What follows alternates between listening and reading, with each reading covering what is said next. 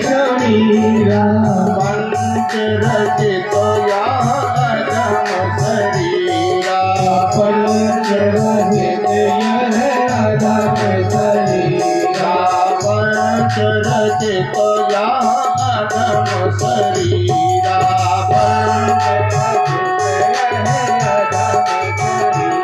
रचित यह गगन समीरा पंच रचित या अधम शरीर। पृथ्वी जल तेज वायु ये पंच महाभूत जब ब्रह्मा जी को दिए जाते हैं तो इसी से हमारे आपके शरीर बनते हैं। लेकिन भगवान ने कहा देखो हम बिना सामग्री के ही सृष्टि करते। जरा हमारी सृष्टि देखो तो ठाकुर जी ने यावद् तपवत् कल्पक वपुर यावत् कराभ्यादिकौ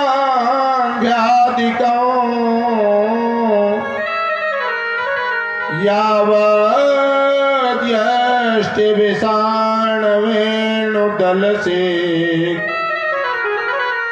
यावद् विभो सांबरम यावत् शील गुणाविधाकृति वयो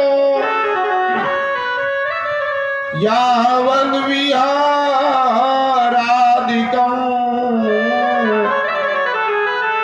सर्वं विश्वमयं गिरोऽङ्गवद्जा सर्वस्वरूपो बभौ। यावद् वत्स जितने बछड़े थे ठाकुर जी ने अपने शरीर से उतने ही बछड़े बन गए।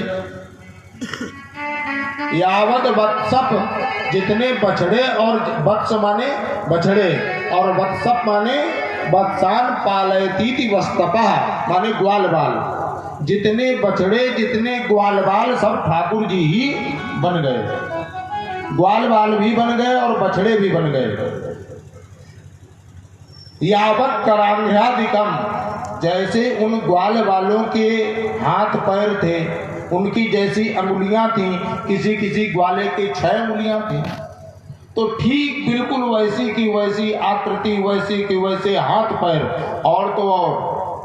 अच्छा स्वरूप तो कोई बना सकता है लेकिन सुखदेव भगवान कहते यावत् छील गुणा विधाकृतवयो यावत् विहारादिकम जैसा उन ग्वाल वालों का शील स्वभाव था।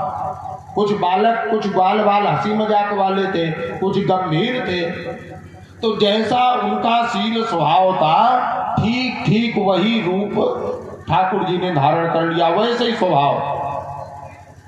और तो और यावद यष्टि विषाण वेणु दलसिक जैसे जैसे वो ग्वाल वालों के हाथ में यष्टि माने लपटी वगैरह लाठी डंडा और वेणु आदि बंसी आदि खेलने की सामग्री जो कुछ थी ठीक ठीक वैसी सब रूप में ठाकुर जी प्रकट हो गए। ठाकुर जी ही बन गए।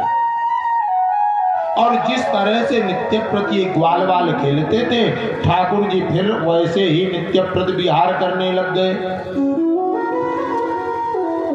अब आप विचार करो कि ग्वाल बाल जब अपने घर जाते हैं तो ये ग्वाल बाल है कि भगवान है।